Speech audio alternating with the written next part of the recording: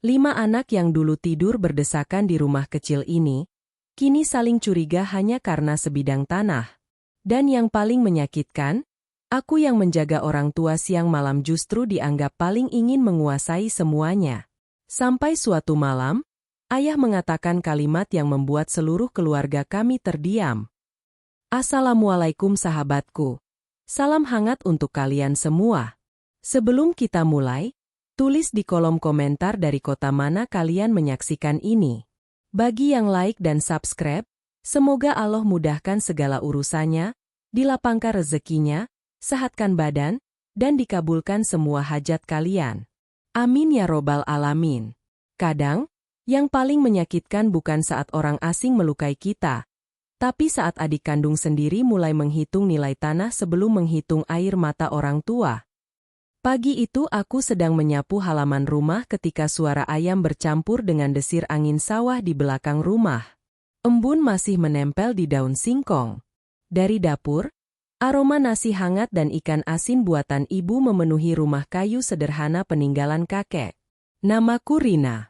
Aku anak pertama dari 5 bersaudara. Sudah hampir 3 tahun aku tinggal bersama ayah dan ibu di kampung kecil di Jawa Barat, sementara keempat adikku merantau ke kota. Ada Dodi di Bekasi, Arman di Bandung, Siska di Jakarta, dan adik bungsuku Maya yang bekerja di sebuah toko pakaian di Tangerang. Orang-orang kampung sering berkata aku anak paling berbakti karena memilih tinggal menjaga orang tua. Tapi ternyata, menjadi anak yang tinggal bersama orang tua tidak selalu membuat hidup tenang. Kadang justru jadi sasaran tuduhan. Rina pasti mau menguasai rumah ini. Kalimat itu pertama kali aku dengar dari Maya saat lebaran tahun lalu. Padahal setiap malam aku tidur hanya 3 jam karena harus menjaga ibu yang sering sakit sesak napas. Aku juga membantu ayah mengurus sawah kecil peninggalannya. Namun semua pengorbananku seperti tak terlihat. Pagi itu ayah duduk di kursi bambu sambil menyeruput kopi hitam. Wajahnya mulai dipenuhi kerutan. Tangannya kasar karena puluhan tahun bekerja di sawah. Rina? Panggil ayah pelan. Iya. Yah? Kalau suatu hari nanti ayah sudah tidak ada, jangan pernah rebutan tanah sama adik-adikmu. Aku tersenyum kecil meski dada terasa berat. Rina nggak pernah mikirin warisan. Yah? Ayah menatap sawah di belakang rumah cukup lama. Tapi belum tentu adik-adikmu berpikir sama. Aku terdiam. Entah kenapa ucapan ayah pagi itu membuat perasaanku tidak enak. Dan ternyata, firasat itu benar. Siang harinya, grup keluarga mendadak ramai. Maya mengirim pesan panjang. Kayaknya tanah belakang lebih baik dijual aja sebelum ada yang diam-diam menguasai. Aku membaca pesan itu berkali-kali. Tanganku dingin. Belum sempat aku membalas, Dodi ikut menimpali. Iya. Lagian semua anak punya hak yang sama. Arman menambahkan pesan suara. Jangan sampai ada yang merasa paling berjasa karena tinggal di rumah orang tua. Kalimat terakhir itu seperti sengaja diarahkan kepadaku. Aku memandang ayah yang sedang memperbaiki cangkul di teras. Aku ingin menangis. Bukan karena tanah itu. Tapi karena ternyata selama ini mereka memandangku seperti orang yang sedang menunggu warisan. Padahal yang aku tunggu hanya satu, kebersamaan keluarga yang dulu hangat. Malam harinya hujan turun deras. Atap rumah bocor di beberapa bagian. Aku sibuk menaruh ember sementara ibu batuk-batuk di kamar. Tiba-tiba ponselku berdering. Maya menelepon. Aku mengangkatnya perlahan. Halo. Namun suara Maya terdengar dingin. Kak, jujur aja. Sertifikat tanah masih atas nama ayah kan? Aku terdiam beberapa detik. Iya? Memang kenapa? Jangan sampai kakak bujuk ayah buat kasih semuanya ke kakak. Dadaku seperti diremas. Maya, kamu ngomong apa sih? Kami semua tahu kakak tinggal di situ. Pasti gampang memengaruhi ayah. Air mataku mulai jatuh. Selama bertahun-tahun aku menjaga rumah ini. Menemani ibu berobat. Mengurus sawah. menjahit baju tetangga demi membantu kebutuhan rumah. Tapi di mata adik-adikku, aku hanya perempuan yang dianggap ingin menguasai tanah. Saat aku hampir menjawab, tiba-tiba ayah berdiri di dekat pintu kamar. Tatapannya tajam. Beliau mendengar semuanya. Ayah mengambil ponsel dari tanganku. Dan untuk pertama kalinya dalam hidupku, aku mendengar ayah bicara dengan nada kecewa kepada anak-anaknya sendiri. Kalau kalian pulang hanya untuk menghitung tanah, lebih baik jangan pulang dulu. Seketika telepon terdiam. Hanya suara hujan yang tersisa malam itu. Dan aku baru sadar. Masalah warisan ini baru saja dimulai. 3 minggu setelah percakapan itu, satu persatu adikku mulai pulang ke kampung. Bukan karena rindu. Bukan karena ingin melihat keadaan ibu. Tapi karena tanah sawah di belakang rumah mulai naik harga setelah ada kabar jalan besar akan dibangun dekat desa kami. Maya datang paling pertama. Ia turun dari mobil sewaan sambil memakai pakaian modis dan kacamata mahal. Warga kampung sampai memandang kagum. Namun aku tahu, kepulangannya kali ini berbeda. Ia bahkan tidak langsung memeluk ibu. Kamar depan masih kosong kan? Tanyanya cepat. Aku mengangguk pelan. Sejak pagi suasana rumah terasa aneh. Maya terus memperhatikan lemari dokumen milik ayah. Beberapa kali ia bertanya soal sertifikat tanah. Dan malam harinya, Dodi serta Arman ikut datang. Rumah kecil kami yang biasanya sepi mendadak penuh suara. Namun bukan suara hangat keluarga. Melainkan bisikan tentang harga tanah. Kalau dijual sekarang bisa dapat miliaran. Lumayan buat modal usaha. Daripada sawahnya cuma digarap. Aku hanya diam sambil menyiapkan teh. Tak satu pun dari mereka bertanya apakah aku lelah menjaga orang tua sendirian selama ini. Yang membuat hatiku lebih sakit, Maya mulai memengaruhi ibu.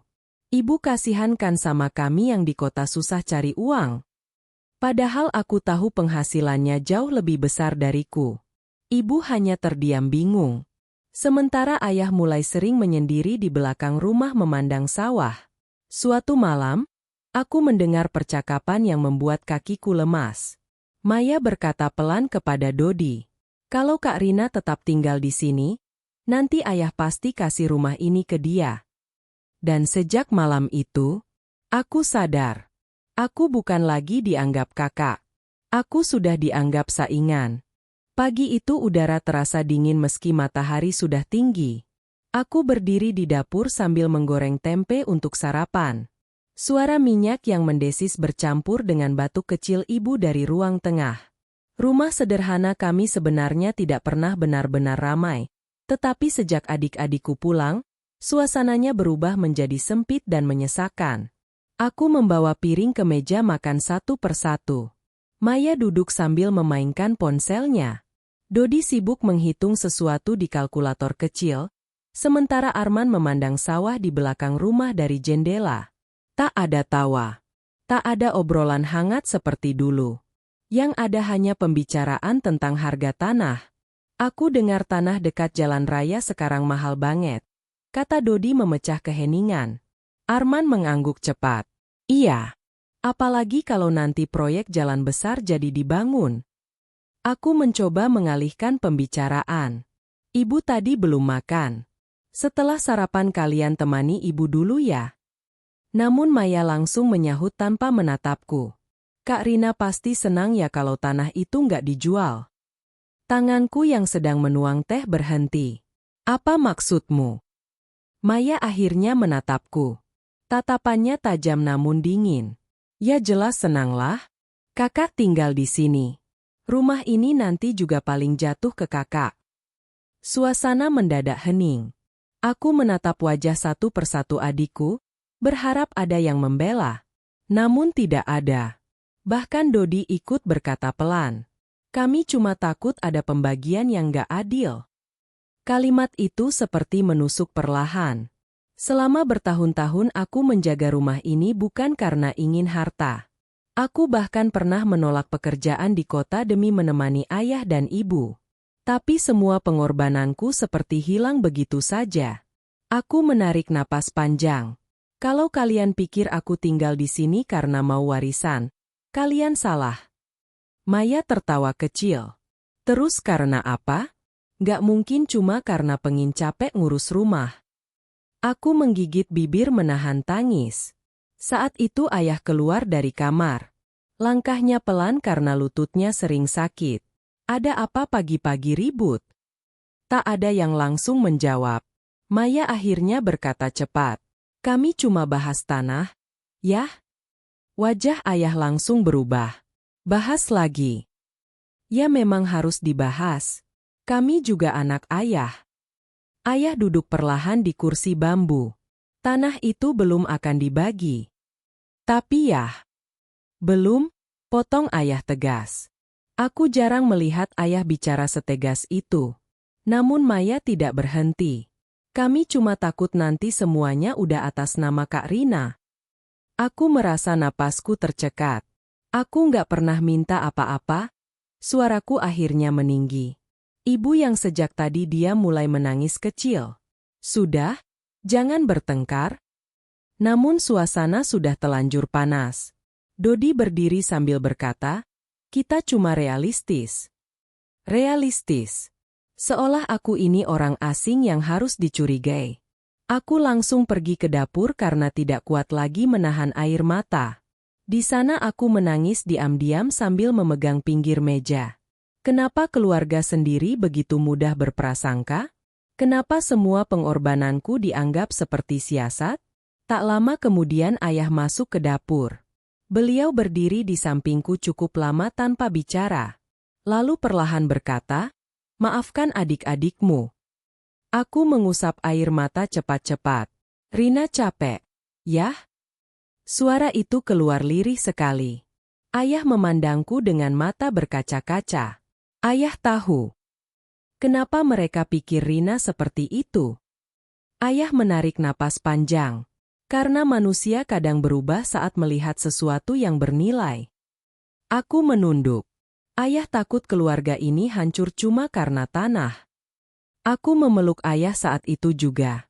Dan untuk pertama kalinya sejak adik-adikku pulang, aku merasa rumah ini bukan lagi tempat paling nyaman untuk pulang. Malam harinya, saat semua orang tidur, aku mendengar Maya berbicara pelan dengan Dodi di ruang tengah. Kak Rina terlalu dekat sama ayah. Iya, makanya kita harus hati-hati. Aku menutup mulut menahan tangis. Ternyata mereka benar-benar menganggapku ancaman. Padahal aku hanya seorang kakak yang ingin keluarganya tetap utuh. Namun malam itu aku sadar, kadang luka paling dalam bukan berasal dari musuh, melainkan dari keluarga sendiri. Hujan turun sejak sore. Atap rumah mulai bocor di beberapa bagian seperti biasa. Aku sibuk memindahkan ember sementara angin dingin masuk lewat sela-sela jendela kayu. Adik-adikku berkumpul di ruang depan sambil membicarakan harga tanah lagi. Sedangkan ayah sejak tadi diam di kamar. Entah kenapa wajah beliau tampak semakin murung beberapa hari ini. Setelah semua selesai, aku masuk ke kamar ayah membawa teh hangat. Beliau duduk di lantai sambil memegang kotak kayu tua berwarna coklat gelap. Duduk sini, Rina, katanya pelan. Aku duduk perlahan di samping beliau. Kotak itu terlihat sangat tua. Sudutnya mulai retak dimakan usia. Ayah mau tunjukkan sesuatu. Tanganku mulai dingin. Aku pikir itu sertifikat tanah yang selama ini diperebutkan. Namun saat kotak dibuka, yang kulihat justru tumpukan kertas tagihan, surat pinjaman, dan beberapa bukti pembayaran rumah sakit. Aku terdiam. Ayah? Suara ayah terdengar berat. Tahun lalu ayah pinjam uang cukup banyak. Aku menatap beliau tak percaya. Untuk biaya pengobatan ibu. Ayah mengangguk. Dadaku langsung sesak. Selama ini aku tahu kondisi ekonomi kami sulit. Tapi aku tidak pernah tahu sampai berutang sebanyak itu. Kenapa ayah nggak cerita? Ayah nggak mau kalian semua khawatir. Aku memegang lembar demi lembar surat itu. Jumlahnya jauh lebih besar dari yang kubayangkan. Sawah yang diperebutkan adik-adikku ternyata hampir tidak tersisa nilainya jika semua utang harus dibayar. Ayah takut, suara beliau bergetar. Anak-anak pulang bukan karena sayang, tapi karena tanah. Air mataku langsung jatuh. Ternyata ketakutan ayah benar-benar terjadi. Aku menunduk sambil menangis. Maaf, ya, Rina nggak bisa bantu banyak. Ayah mengusap kepalaku pelan seperti saat aku kecil. Kamu sudah bantu lebih dari cukup. Kalimat itu justru membuat tangisku semakin pecah. Aku merasa gagal menjadi anak pertama. Di luar sana adik-adikku sibuk memikirkan pembagian tanah, sementara ayah diam-diam menanggung beban sendirian. Tiba-tiba terdengar suara langkah kecil di dekat pintu. Aku menoleh cepat. Namun saat pintuku buka, lorong sudah kosong. Aku tidak sadar, Maya ternyata sempat berdiri di sana dan mendengar sebagian pembicaraan kami. Malam itu aku tidak bisa tidur. Aku memandang langit-langit kamar sambil memikirkan semua hal. Bagaimana kalau utang itu tidak bisa dibayar? Bagaimana kalau sawah benar-benar dijual? Bagaimana kalau keluarga kami semakin hancur? Saat aku sedang termenung, ponselku berbunyi. Pesan dari Maya. Kak, besok kita bicara. Singkat. Namun entah kenapa membuat hatiku semakin tidak tenang. Keesokan paginya suasana rumah berubah lebih aneh. Maya menjadi sangat pendiam. Tapi tatapannya kepadaku terasa berbeda. Bukan lembut, melainkan penuh curiga. Dan aku belum tahu bahwa rahasia yang didengarnya semalam akan menjadi awal masalah yang jauh lebih besar. Pagi itu rumah terasa sangat sunyi. Biasanya Maya selalu sibuk bercermin atau berbicara keras di ruang tengah. Tapi hari ini ia lebih banyak diam sambil memperhatikan setiap gerak-gerikku. Aku sedang menjemur pakaian ketika Dodi mendatangiku. Kak, boleh tanya sesuatu? Aku mengangguk. Kakak tahu soal utang ayah. Jantungku langsung berdegup cepat. Aku menatap Dodi beberapa detik. Siapa yang bilang? Jadi benar ada utang? Aku belum sempat menjawab ketika Maya keluar dari rumah. Gak usah pura-pura kaget. Kak, aku dengar semuanya semalam. Aku langsung membeku. Maya melipat tangan di dada. Pantas aja kakak selalu bilang tanah gak usah dibahas. Itu bukan urusan yang harus diributkan, jawabku pelan. Tapi kakak tahu semuanya duluan. Nada suaranya mulai meninggi. Arman yang mendengar keributan ikut keluar. Ada apa? Maya langsung berkata cepat, Kak Rina ternyata selama ini tahu soal utang ayah. Arman menatapku tajam. Kenapa disembunyikan? Aku mencoba menjelaskan. Ayah yang belum mau kalian tahu. Namun Maya malah tertawa kecil. Atau jangan-jangan kakak lagi cari cara supaya tanah cepat atas nama sendiri. Aku terkejut mendengar tuduhan itu. Maya, aku cuma ngomong jujur. Aku tidak pernah membayangkan adik perempuanku sendiri akan berbicara seperti itu kepadaku. Padahal dulu Maya paling dekat denganku. Saat kecil dia selalu tidur memeluk lenganku karena takut petir. Tapi sekarang, tatapannya penuh kecurigaan. Dodi mulai ikut terpancing. Harusnya semua dibicarakan terbuka. Aku menarik napas panjang menahan emosi. Bukan aku yang berutang. Bukan aku juga yang menyembunyikan. Tapi kakak tahu lebih dulu, balas Maya cepat. Keributan itu akhirnya didengar ibu. Beliau keluar sambil memegang dinding karena tubuhnya lemah. Sudah? Jangan ribut. Namun Maya masih bicara dengan nada kecewa. Kami cuma nggak mau dibohongi. Kalimat itu membuat air mataku jatuh. Dibohongi. Aku yang selama ini menjaga rumah justru dianggap pembohong. Ayah keluar beberapa saat kemudian. Wajah beliau terlihat sangat lelah. Kenapa kalian terus bertengkar? Tak ada yang menjawab. Maya akhirnya berkata pelan namun tajam. Kami cuma ingin semuanya jelas. Ayah memejamkan mata cukup lama. Lalu dengan suara berat beliau berkata, Kalau kalian pulang hanya untuk menghitung untung rugi, ayah lebih baik hidup sendiri di rumah ini. Suasana mendadak hening. Aku melihat mata ayah mulai berkaca-kaca. Dan untuk pertama kalinya, aku melihat lelaki sekuat beliau tampak benar-benar patah hati. Malam itu listrik padam. Rumah hanya diterangi lampu minyak kecil di ruang tengah. Bayangan dinding bergerak pelan terkena cahaya api. Aku sedang melipat pakaian ketika mendengar suara tangisan lirih. Aku langsung keluar kamar. Ternyata ibu duduk sendirian sambil memegang album foto lama. Beliau menangis diam-diam. Ibu. Aku duduk di samping beliau. Di tangan ibu ada foto kami berlima saat masih kecil. Wajah kami penuh tawa. Tidak ada curiga. Tidak ada perebutan. Hanya keluarga sederhana yang saling menyayangi. Dulu kalian rebutan kerupuk, kata ibu sambil tersenyum sedih. Tangisku langsung pecah. Sekarang rebutan tanah. Aku memeluk ibu erat. Tubuh beliau terasa semakin kurus. Ibu gagal jadi orang tua. Jangan ngomong begitu, jawabku cepat. Tapi lihat sekarang. Suara ibu bergetar. Kalian saling curiga. Aku tidak tahu harus menjawab apa. Karena semua memang berubah begitu cepat. Tiba-tiba langkah kaki terdengar dari belakang. Maya berdiri di dekat pintu. Matanya memandang foto keluarga itu cukup lama. Namun ia tetap diam. Ibu menatap Maya dengan mata berkaca-kaca. Maya, ibu cuma mau kalian rukun. Wajah Maya perlahan berubah sedih. Tapi gengsinya masih terlalu besar untuk meminta maaf.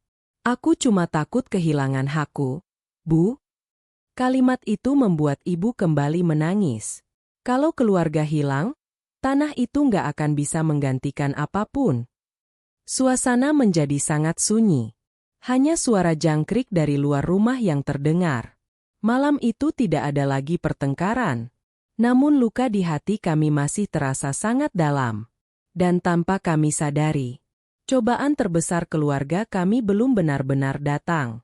Pagi itu langit mendung sejak subuh.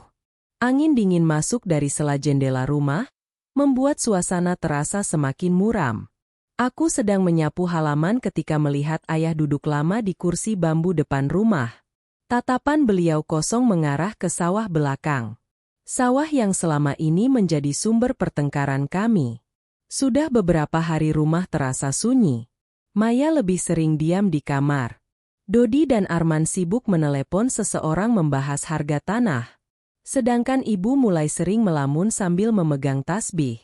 Aku tahu, semua orang lelah, namun tidak ada yang mau mengalah. Saat matahari mulai naik, ayah tiba-tiba berkata pelan kepadaku, "Panggil semua adikmu." Aku menatap beliau. Ayah mau bicara. Nada suara ayah berbeda. Berat. Seolah beliau sudah menyimpan semuanya terlalu lama. Aku masuk ke rumah memanggil semua adikku. Mereka berkumpul di ruang tengah dengan wajah bingung. Maya duduk sambil melipat tangan.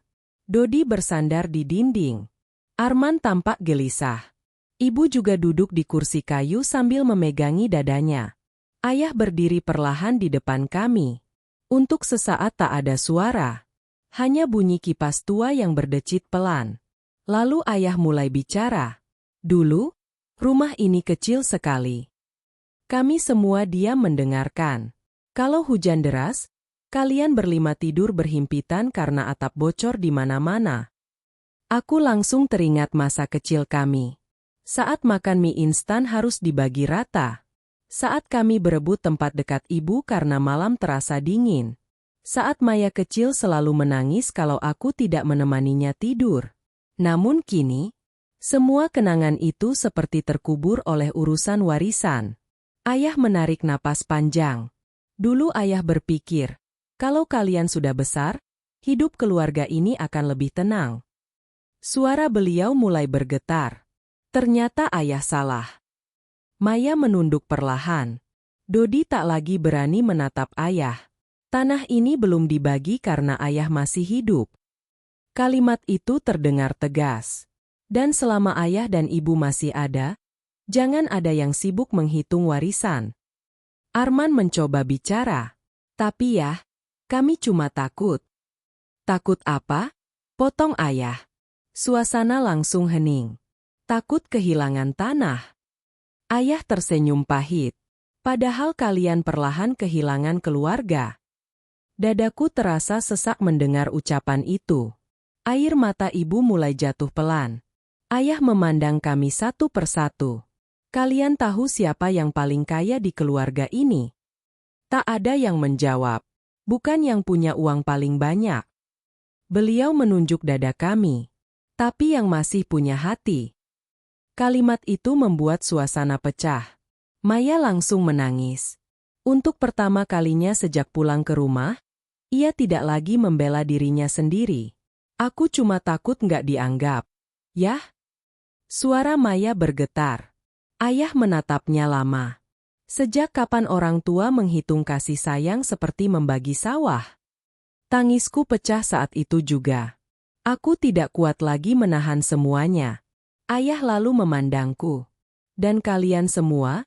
Jangan pernah salah sangka sama kakak kalian. Maya langsung menunduk semakin dalam. Selama kalian di kota, siapa yang menjaga ibu? Tak ada jawaban. Siapa yang begadang waktu ibu sesak napas? Rumah kembali sunyi. Siapa yang tetap tinggal meski hidup pas-pasan? Aku menggigit bibir menahan tangis. Ayah mendekatiku perlahan. Rina tidak pernah meminta apapun. Kalimat itu membuat Maya menangis semakin keras. Aku bisa melihat rasa bersalah di wajahnya. Dan pagi itu, untuk pertama kalinya setelah sekian lama, semua orang mulai sadar bahwa yang hampir hancur bukan hanya hubungan keluarga, tapi hati orang tua kami sendiri. 3 hari setelah pembicaraan itu, suasana rumah sedikit lebih tenang. Tidak ada lagi suara pertengkaran keras. Namun hubungan kami masih canggung. Pagi itu aku sedang memasak sayur ketika terdengar suara motor berhenti di depan rumah. Seorang petugas datang membawa amplop coklat besar. Surat untuk Pak Rahmat. Aku langsung merasa tidak enak. Ayah menerima amplop itu dengan wajah tegang. Beliau membukanya perlahan di ruang tengah. Dan beberapa detik kemudian, wajah ayah berubah pucat. Ada apa? Yah? Tanyaku pelan. Ayah tidak langsung menjawab. Beliau menyerahkan surat itu kepadaku. Tanganku gemetar saat membaca isinya. Tagihan pinjaman. Jumlahnya jauh lebih besar dari yang kubayangkan. Bahkan jika sawah dijual, hasilnya mungkin hanya cukup untuk menutup sebagian utang dan biaya pengobatan ibu. Aku langsung terduduk lemas. Maya yang melihat wajahku langsung mendekat. Memangnya kenapa? Saat membaca surat itu, wajahnya perlahan berubah. Ini, sebanyak ini. Dodi ikut mendekat.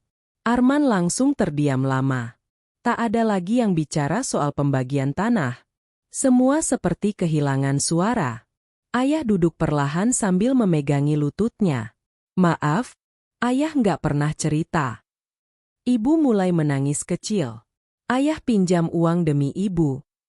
Suasana rumah mendadak penuh rasa bersalah. Selama ini mereka memperebutkan sesuatu yang bahkan hampir habis untuk bertahan hidup. Maya menatap sawah dari jendela dengan mata berkaca-kaca. Aku pikir, ayah menyimpan banyak uang. Ayah tersenyum tipis. Kalau orang tua diam, bukan berarti hidupnya mudah. Kalimat itu menghantam hati kami semua. Aku melihat Maya perlahan duduk di lantai. Untuk pertama kalinya wajahnya benar-benar hancur oleh penyesalan. Aku jahat banget sama Kak Rina. Aku menoleh kepadanya. Maya menangis sambil menutupi wajah. Aku pikir kakak mau ambil semuanya. Aku mendekat perlahan. Namun Maya malah memelukku erat. Tangisnya pecah. Maaf. Aku ikut menangis.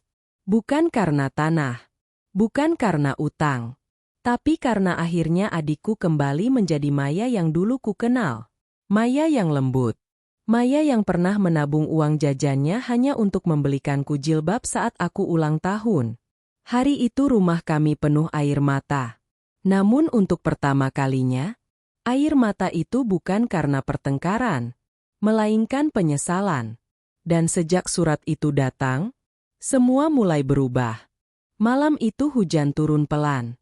Aku sedang melipat pakaian di kamar ketika pintu diketuk perlahan. Saat kubuka, Maya berdiri di depan kamar dengan mata sembab. Aku boleh masuk? Aku mengangguk pelan. Maya duduk di pinggir tempat tidur tanpa bicara cukup lama. Suasana terasa canggung. Padahal dulu kami sering tidur sambil bercerita sampai tengah malam. Namun kini jarak di antara kami terasa begitu jauh. Aku malu sama kakak, katanya akhirnya. Aku diam. Maya menunduk sambil memainkan ujung bajunya. Aku terlalu sibuk mikirin warisan. Air matanya mulai jatuh lagi. Padahal kakak sendirian di sini selama bertahun-tahun. Dadaku terasa hangat sekaligus sedih. Maya akhirnya memandangku. Aku iri sama kakak. Aku terkejut. Iri? Iya. Suaranya lirih. Ayah selalu bela kakak. Aku langsung menggeleng cepat. Itu bukan karena ayah lebih sayang. Tapi aku selalu merasa kalah. Tangis Maya kembali pecah. Ia bercerita bahwa hidupnya di kota sebenarnya tidak seindah yang terlihat. Ia lelah bekerja, sering dimarahi atasan, dan hidup penuh tekanan. Saat pulang ke rumah dan melihat aku dekat dengan ayah serta ibu, rasa iri itu perlahan berubah menjadi prasangka. Aku takut suatu hari nggak dianggap bagian keluarga lagi. Aku langsung memeluk Maya. Kamu tetap adikku. Tangisan kami pecah malam itu. Segala rasa sakit yang selama ini dipendam akhirnya keluar semua. Maya meminta maaf karena sudah menghasut Dodi dan Arman. Ia juga mengaku sengaja memancing pertengkaran karena takut kehilangan hak. Namun sekarang ia sadar, yang hampir hilang justru keluarganya sendiri. Tak lama kemudian Dodi dan Arman masuk ke kamar. Mereka ternyata mendengar semuanya dari luar. Dodi langsung berkata pelan, "Kami juga salah, Kak." Arman menunduk. "Kami terlalu sibuk hitung uang." Aku tidak bisa menahan tangis lagi. Untuk pertama kalinya setelah sekian lama, kami berlima berkumpul tanpa pertengkaran. Ibu yang melihat dari pintu kamar ikut menangis haru. Sedangkan ayah hanya tersenyum kecil sambil mengusap matanya diam-diam. Malam itu rumah kecil kami terasa hangat kembali. Seperti dulu. Beberapa bulan berlalu. Sebagian sawah akhirnya dijual untuk melunasi utang dan biaya pengobatan ibu. Tidak ada pembagian besar. Tidak ada kekayaan mendadak seperti yang dibayangkan dulu. Namun anehnya, rumah kami justru terasa jauh lebih tenang. Maya kini sering pulang membantu merawat ibu. Bahkan setiap bulan ia menyisihkan gajinya untuk kebutuhan rumah. Dodi membantu memperbaiki atap rumah yang bocor. Sedangkan Arman mulai sering menemani ayah ke sawah kecil yang masih tersisa. Dan aku akhirnya tidak merasa sendirian lagi. Suatu sore kami duduk bersama di teras rumah menikmati teh hangat dan pisang goreng. Langit terlihat jingga. Angin sore bertiup pelan membawa aroma sawah. Ibu tersenyum melihat kami bercanda lagi seperti masa kecil dulu. Ayah memandang kami lama sekali. Lalu beliau berkata pelan, "Dulu ayah takut kehilangan tanah." Kami semua diam mendengarkan. Tapi ternyata yang hampir hilang adalah keluarga. Aku menunduk menahan haru. Ayah tersenyum tipis. Warisan paling mahal bukan sawah. Beliau memandang kami satu persatu. Tapi keluarga yang tetap saling menggenggam saat keadaan sulit. Air mataku langsung jatuh. Maya menggenggam tanganku erat. Dan untuk pertama kalinya, aku merasa luka panjang ini akhirnya mulai sembuh. Aku pernah merasa menjadi anak yang paling dipinggirkan. Pernah merasa semua pengorbananku tidak dianggap. Namun hidup mengajarkanku satu hal. Kesabaran memang tidak selalu langsung dihargai. Tapi hati yang tulus, pada akhirnya akan menemukan jalannya sendiri. Malam itu aku memandang rumah sederhana kami dengan hati yang jauh lebih tenang. Karena akhirnya aku sadar, rumah bukan diuji saat miskin, melainkan saat ada sesuatu yang diperebutkan. Terima kasih sudah menonton video ini. Semoga bermanfaat.